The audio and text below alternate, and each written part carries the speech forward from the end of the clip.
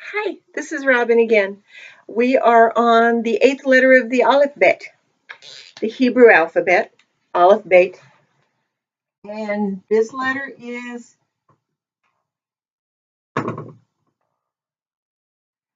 hate. And I can't say that correctly. You'll read when you look up things for it that the het sound, the at the beginning, is supposed to be like the ch at the end of Bach, so that it's a little bit um, breathed out, Bach. But when I hear people who actually know how to speak Hebrew saying this letter, it's much more wet, liquid, guttural, messy, spitty. It's a wonderful sound. And I cannot make it. I cannot make that wet het sound. So if you can, practice spitting on each other and see if you can get it. And it symbolizes an enclosure, a courtyard, something confined or protected, an inner room, anything like that, some sort of enclosure. So if you think of it as if you're if you feel like you're looking down on a page and you see this is the entryway and everything's safe inside. There's another way to look at it. Think of the story of Exodus. What are one of the big things that we remember every Passover? The painting over the doorway, across the sides and the top of the lamb's blood. This could be the doorway. And people were commanded to stay inside over the night, not come out. Don't look out on what's going on. If you stayed inside, and you had this marked on the outside, you would be protected. So that whether you're looking at it down on the page or looking at it against a wall, on a whiteboard, whatever, it is still a sign of protection. It is the eighth letter of the Aleph Bet, so it has a numerical value of 8. And if you're reading a book, you might read chapter or parak hit. So that would be chapter 8. And 8 is usually thought of as the number of new beginnings. There were 8 people on Noah's Ark. And so when mankind had a fresh start again, it started with 8 people. You can think of Yeshua's resurrection as being on the 8th day. And you're probably thinking, no, it was on the first day of the week. I remember reading that. Yeah, you did. That's exactly right. So if you think of the week before, 1, 2, 3, 4, 5, 6, 7, the new first day of the week is also the 8th day. Let's see, how can I get my hand so you can see the fingers? Okay, so that the new first day can be thought of as the 8th day. And that was new life, new opportunities, the beginning of all kinds of good things. You can think of David, who was Jesse's 8th son, and the dynasty that began with David and that will carry on through the Messianic age. 8 means all kinds of new things, new beginnings, fresh starts. If you look through the Bible, you will find the number 8 associated with those kinds of things. So moving on to some words. Oh, before you do that, I want to go over the letters that we've learned so far. I want to make sure that people are memorizing them and are able to rattle them off in order. Because if you can't rattle them off in order, you won't remember what number they go with. So I am going to say Aleph, you say Aleph. Then I'll say Aleph Bet, you say Aleph Bet. And we'll go up through Het. Only you're going to say it better than I am. Aleph. Aleph Bet.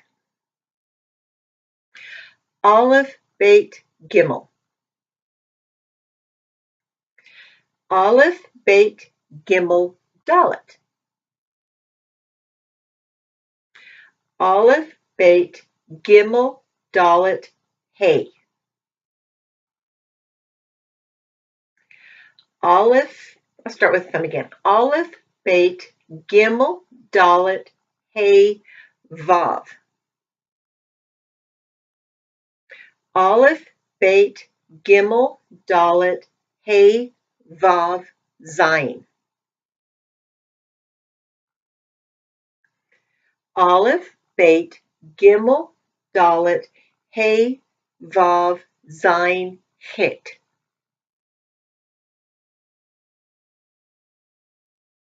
And now I want to say those 8 letters over again 3 more times. And you guys say them with me.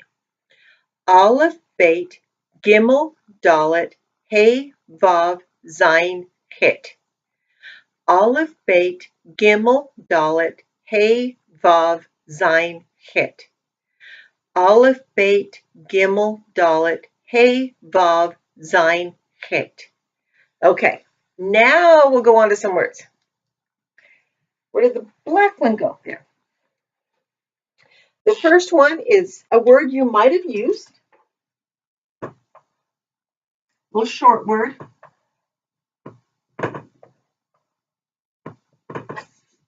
This would stay still. Okay. Do you remember what that bar under a consonant means? It's an ah sound. So you're going to make that nice guttural het sound, and I'll do the best I can. Chag. Chag. And that is a festival. So it's Sukkot, it's Pesach, it's any of those things. That's a Chag. And what we say on a festival or one of the Moedim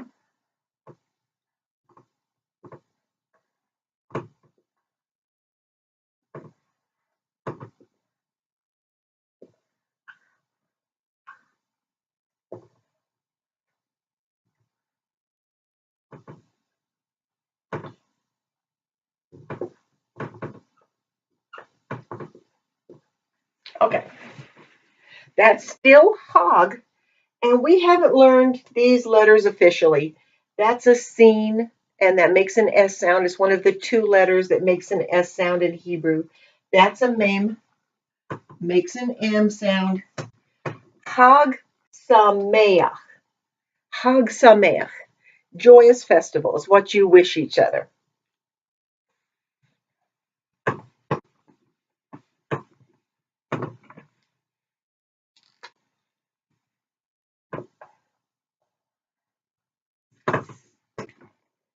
Did this always wobble so much? And that's just a line, right? Yes, okay. Hi, we haven't done a yud either, but that just, in this case, it's going to make a sound like our I or a Y. Hi, that's just a vowel. Think of it that way for this. Hi, and that means alive or living. You might have heard Am Yisrael Chai. Am Yisrael Chai is a chant. The people of Israel live. So that's live, be alive, is alive, living, all kinds of ways that you can translate that. And a word that you've probably also either heard a lot or used a lot.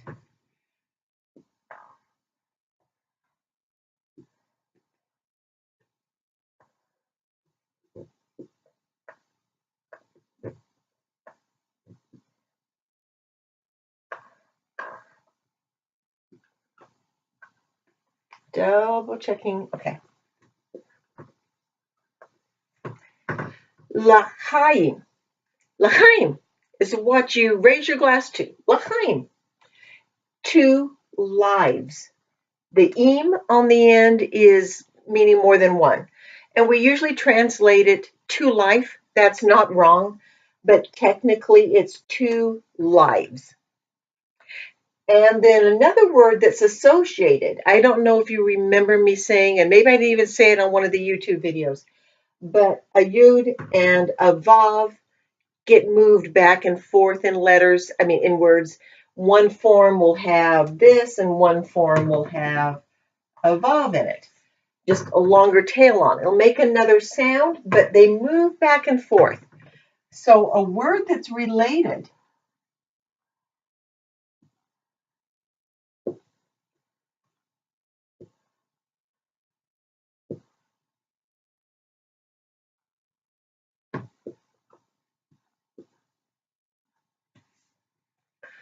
Chava.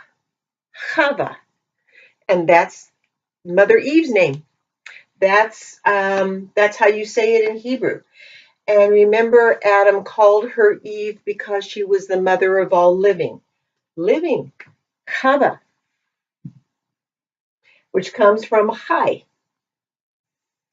Okay, moving on to another word you have probably heard. Well, I know you have. If you've ever said the Shema, you've said this word.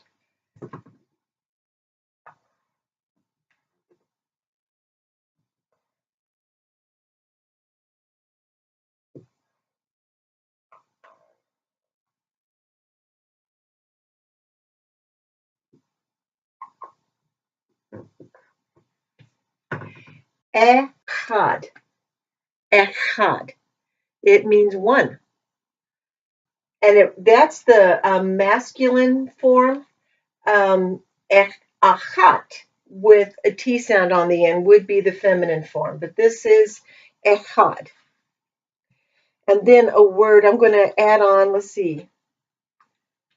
I didn't even get it on there. Okay, so if you're looking at the YouTube video, you're going to get some words that you're not going to get on Saturday because I've already printed out the pages.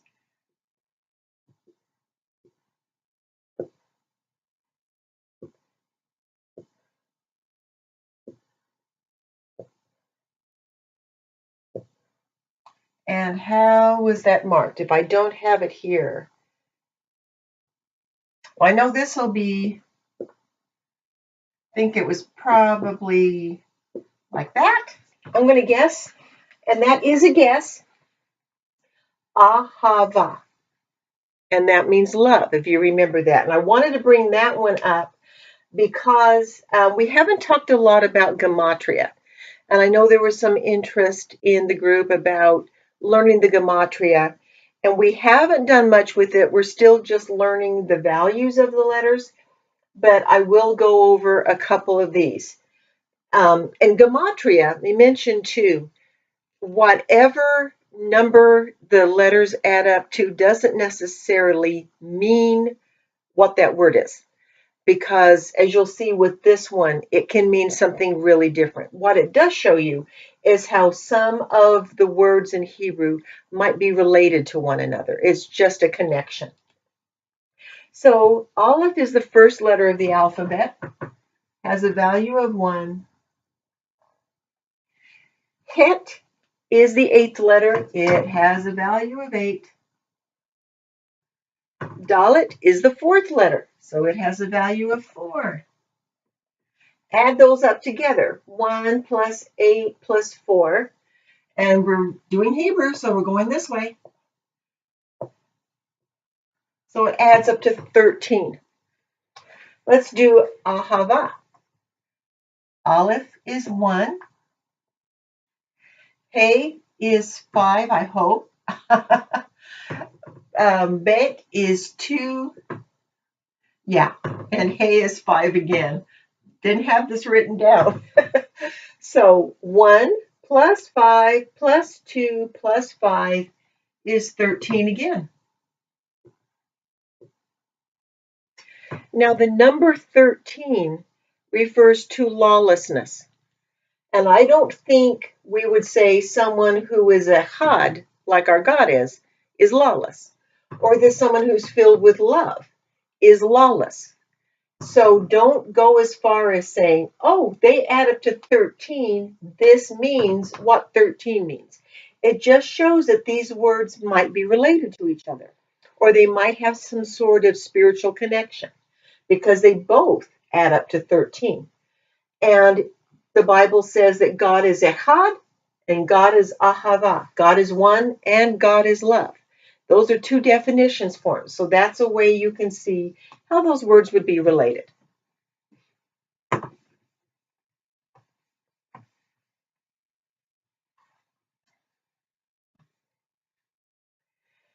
And let's see.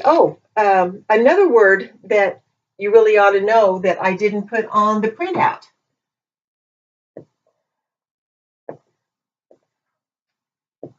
Really basic word. And not having looked it up, what kind of vowel is under there? I'm going to guess that. But if you find that it has a little tail on it, then it's the right word. Either way, ach, and that means brother. Achim are your brothers. And remember, this is a strong ruler. That's an enclosure. So your brother is somebody strong who keeps you safe, who sticks closer than a brother. Who is your brother? Who is your neighbor? Okay, let's see. Another word, this is unrelated to the others, just letting you practice sounding some things out.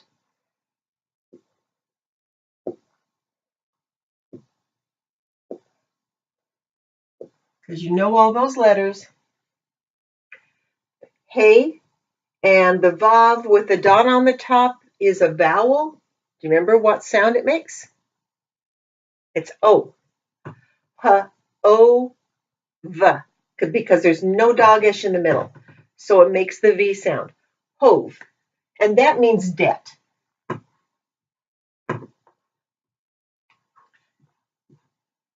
Not a word we hope to have a lot of use for in our life, but that's what that means.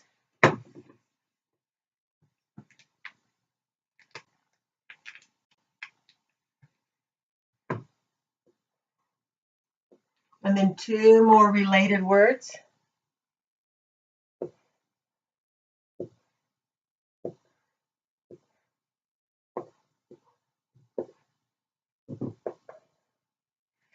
That's a Zayin. First time I think we've seen it today.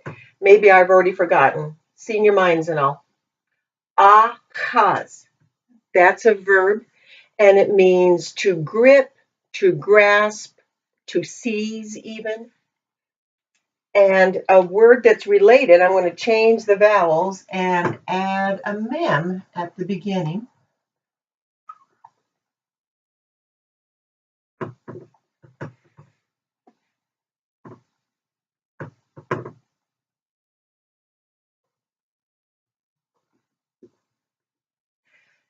All of those vowel markings look different. Pronounce them all as ah. And this will just have a little guttural break in the middle. Ma'ahaz. Ma'ahaz. And I've mentioned a couple times before, I think, that a mem at the beginning of a word, when it turns it into a noun, one place to start working with it is it could mean the place of. So place of gripping, place of grasping. It's something you use all the time. It's on your door, it's on your car, it's a handle. That's a place of gripping or grasping. And that's all I have for you today. Oh, actually, there was something else I was going to say. I don't feel when I'm doing this on Saturdays, I don't feel like I have been given the podium to preach a lot. And it's hard to talk about Hebrew without sharing some points, sharing some doctrine that you believe in. But just sitting there and preaching is not really what I was asked to do. But this is my own YouTube video. I can preach if I want. So I want to explain why I think it's important that those of you who are going to the trouble to learn Hebrew are doing so. In my former religious environment, I heard a lot. People would say things like, if you could read this in the original Hebrew, it would prove this point, but the translations we have don't do it justice. Or you can read in the King James where it says XYZ, but that's a bad translation because somebody along the way didn't really want you to know what the truth was. In Hebrew, it actually says this other thing, and this other thing would prove our doctrine. And I believe that. And sometimes you just have to trust your teachers because you don't know. None of us have time to learn everything by ourselves. We have to learn from each other. And so I trusted that for a long time. But then one of the reasons, and when I'm telling why I started learning Hebrew, I give different reasons at different times. They all apply. But one of the reasons was I wanted to know for myself. I wanted to be able to speak with authority and say, you know what it says in the King James, you're going to read it a certain way, but what it really means, if you read it in the Hebrew, is this other thing. And that's wonderful and it proves our point. I wanted to have my own witness, my own understanding. I didn't want to just trust somebody else. And when I started to learn Hebrew, I found out that the things I've been told were not true. It does not prove our point when you read it in the Hebrew. In fact, there are numerous places where it states undeniably and emphatically the opposite of what I was taught. And I would not have known that if I hadn't read it for myself. We all are blessed to live in a nation, probably all of you listening to this, the few of you that are, live here close to me and at least live in the U.S. We all can read and write. We can read the scriptures for ourselves. We do not have to trust a priest, a pastor, anybody to try and tell us what it means. Do the same. Do yourself the same favor by reading it in God's language. Find out what God said. Read His words in His language and find out if what you're being taught is true. So that's my soapbox for the day. Have a good afternoon and evening, and I'll see you next time.